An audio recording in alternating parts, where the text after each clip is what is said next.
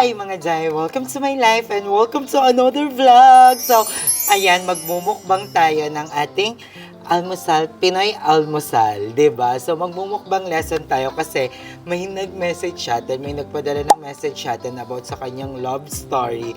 So, naisip ko, sabi ko, kukunin ko tong opportunity na to dahil nagmumukbang naman tayo. And ang imumukbang natin is Pinoy almusal, yung mga typical na almusal natin, 'di ba? So, meron tayong tuyo, meron tayong kamatis, pipino, pritong talong, hotdog, and talbos ng kamote, and syempre ginamos at itlog. So, ayan yung mga imumukbang natin. And mapapanood niyo yung pagluto nito habang binabasa ko yung kwento ng ating sender. Pero ayan, bago tayo magsimula, nais ko lang magpasalamat sa inyong lahat. Sobrang dami nyong mga magagandang comment. And sobrang na-appreciate ko lahat yon nababasa ko. And thank you so much. And thank you sa mga mom ko na since day one naniwala talaga sa akin. Akala mo talaga, naka-ano na yun, no? Gold play button. Kung makapagpa-thank you, no? Pero, ayan, good morning din everyone. Ayan, thank you, Ma'am Shiklod.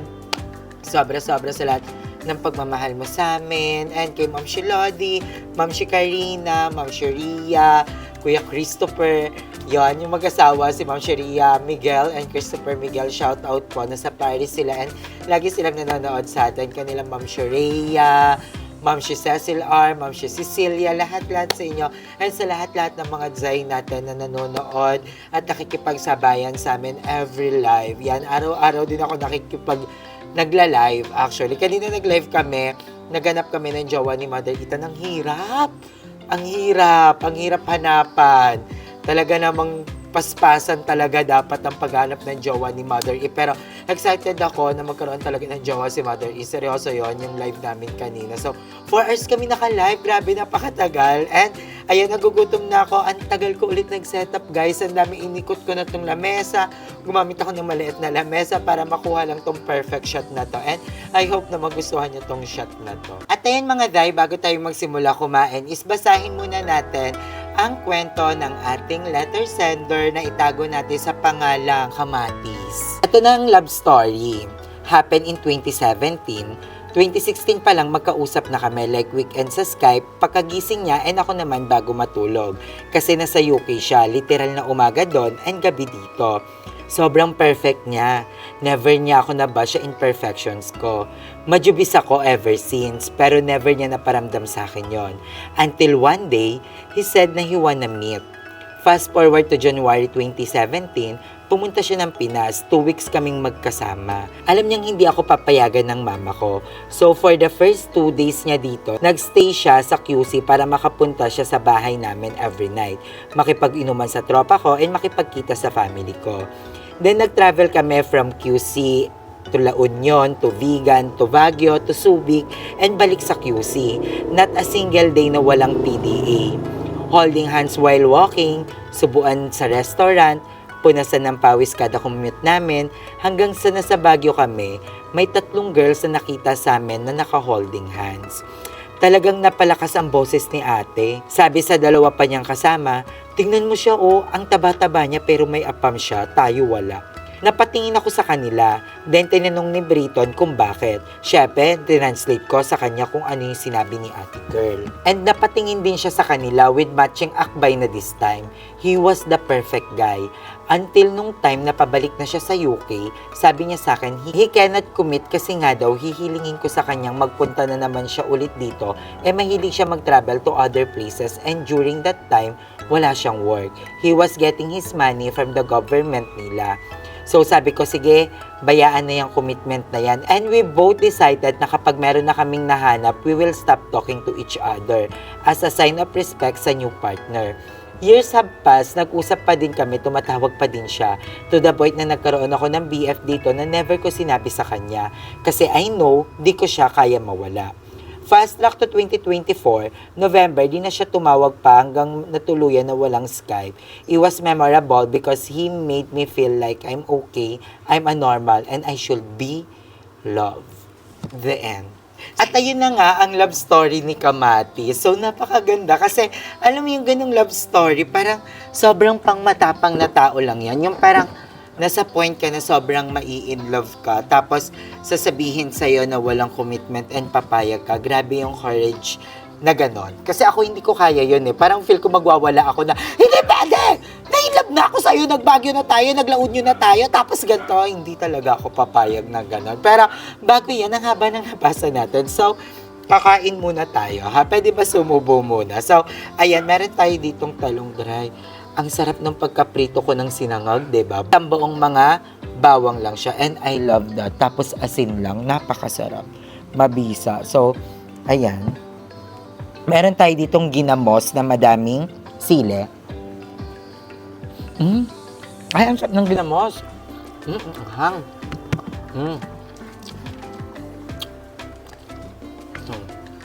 Meron tayong talbos. Talbos ng kamote. Actually, first time ko lang kumain ng talbos ng kamote. I'm not sure kung nakakain na ako na ito. Pero kasi napapanood ko sa mukbang, yung may mga ano sila, kinakain mga dahon-dahon. So, natakam ako.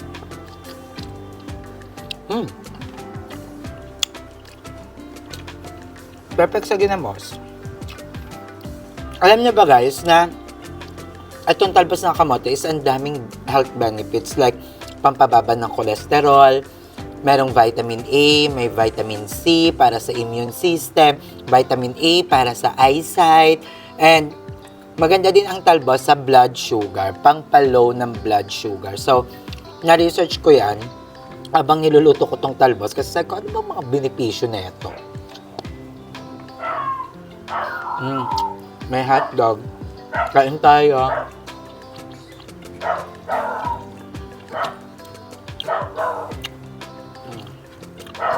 Yung bawang naman, healthy pala siya sa mga high blood.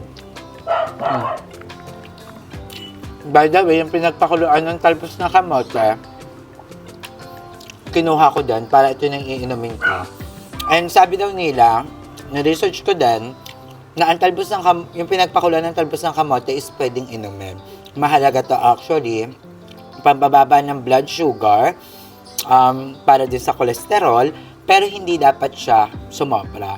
Isang baso sa isang araw is okay na, 2 beses sa isang linggo is goods na. Kasi daw, may parang may something din to na nakaka-apekto sa kidney.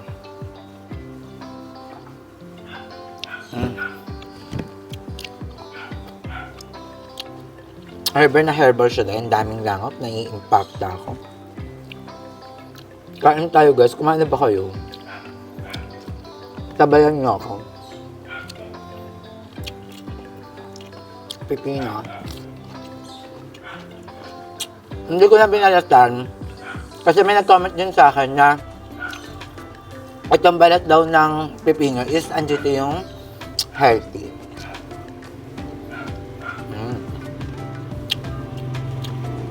Ang sarap.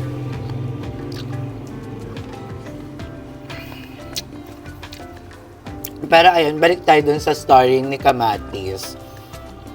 Ako, sobrang happy ako for you. Hindi man siya sobrang perfect, pero alam ko na naging masaya siya sa araw na makasama niya yung AFAM. Yung kung paano niya nakakausap yung AFAM. Imagine LDR din. Alam niyo ba guys, feel ko din, hindi ko kaya ng LDR, lalo na kung chat-chat lang. Hindi mo siya nakaka-video call, more on chat lang. Kasi ako, tamad din ako mag-chat. Pero hindi ko kaya yung ganun. Gusto ko kahit paano may video call kami. Kasi nakatry na ako niyan eh.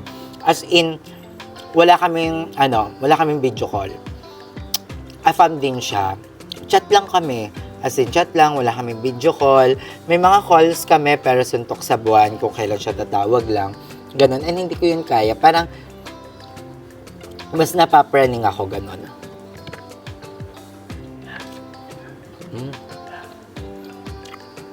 Meron din tayong tuyo. Suka to guys. Ang sarap. Ayun, nairata ako dun sa 3 babae na nakasalubong nyo sa Baguio.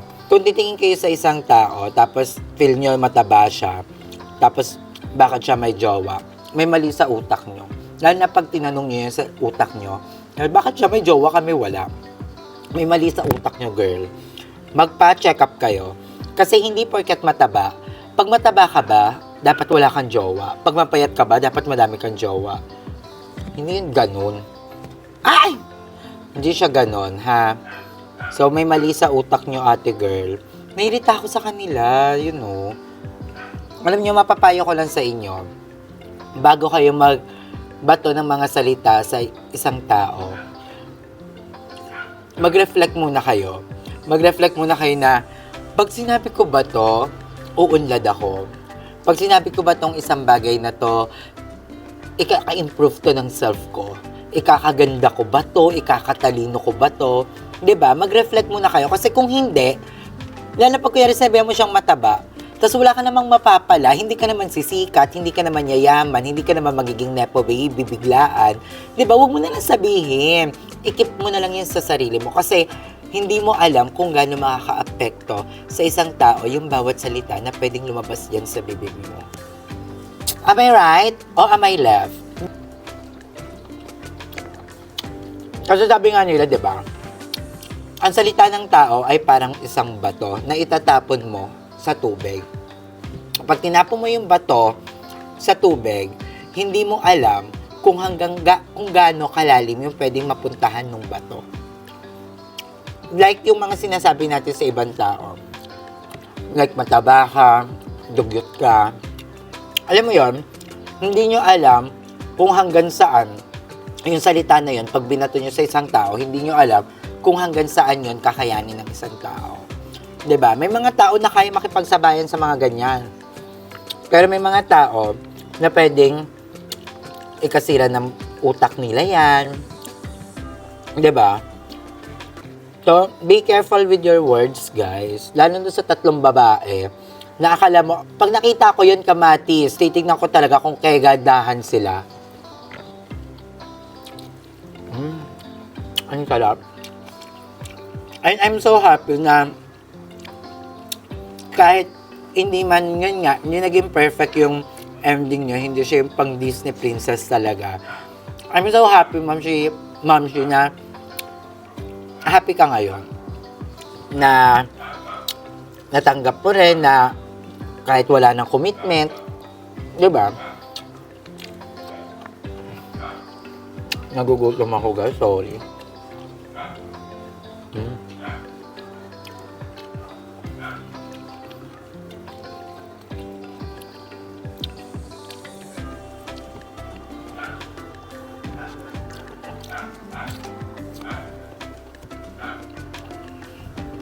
By the way, itong dahon na to,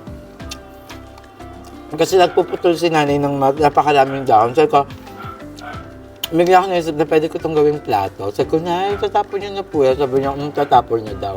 Kaya ko hiniin ko po. Sabi niya, bakit itatanim mo? Kung hindi po, gagawin ko pong plato. Natawa siya. Sabi niya, sige, kunin mo na. Tapos sinugasan ko lang. Atake ko kanina habang naglalakad, bit-bit to. Akala ko sa Tinkerbell ako.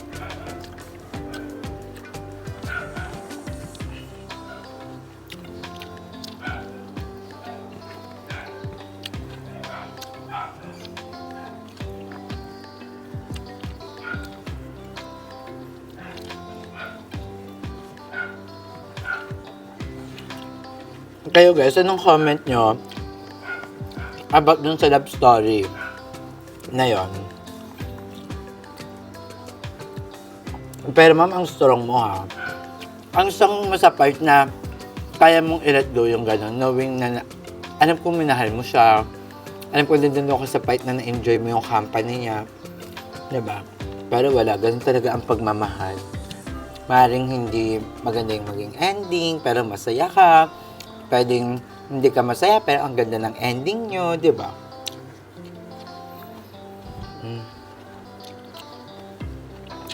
Na-enjoy ko tong almusal. Sobrang salamat sa inyong lahat. Sa mga nakaka-appreciate sa akin. Thank you. I think, yung ganun pagmamahal, yung pagmamahal nyo, yun na yung pagmamahal na hinahanap ko. I don't need a man. Charis. Ano lang. Pero super na-appreciate ko lahat. Kung gano'n nyo ako na-appreciate, gano'n ko din na-appreciate yung pagtanggap nyo sa akin ulit.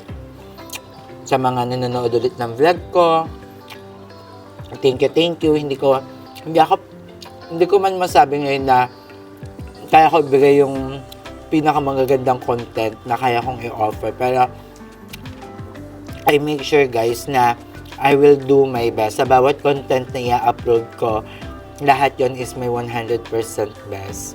Hindi siya yung okay na yan. Hindi. And I love you guys. Thank you. Sa mga nakikipagsabayan sa live natin, maraming salamat sa nakikipagtawanan. Sa mga nakakasama ko, Mother E, Madam Ivan, Darla, Emma, Mama Joven, sa lahat ng mga bayot, maraming salamat. Kung makapag-ganun, kala mo, ang ganda lang ng content kahapon no? Pero sobra, nakakataba ng puso lahat ng mga comment mo sa akin, guys. Thank you so much. And sa ating letter sender na si Kamatis, maraming salamat sa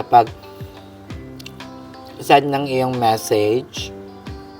Kasi natanong ko, pwede ko ba sabihin yung name? Pero to be safe, diba? Maraming salamat, ma'am. I love you so much. At kung kayo may mga gusto kayong basahin natin dito sa ating mukbang lesson, i-comment nyo na yan sa baba ang inyong love story, or kung gusto nyong itago ang inyong identity, pwede nyo akong i-message sa aking Facebook para bongga.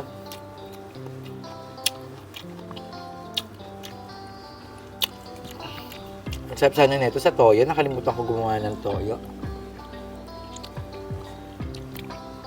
So ayun guys, di ko siya naubos. Pero for sure kakain ko pa ito mamaya kasi ako lang naman kumain dito. Lalagay ko ito sa itong maayat. Ito, tatabi ko pa yan. Kalbong sa kamote. So, hanggang dito na lang yung vlog natin. Maraming salamat sa panonood. And I hope na nag-enjoy po kayo. Maraming salamat. And see you on my next video tomorrow. So, I love you guys. Thank you. Mwah.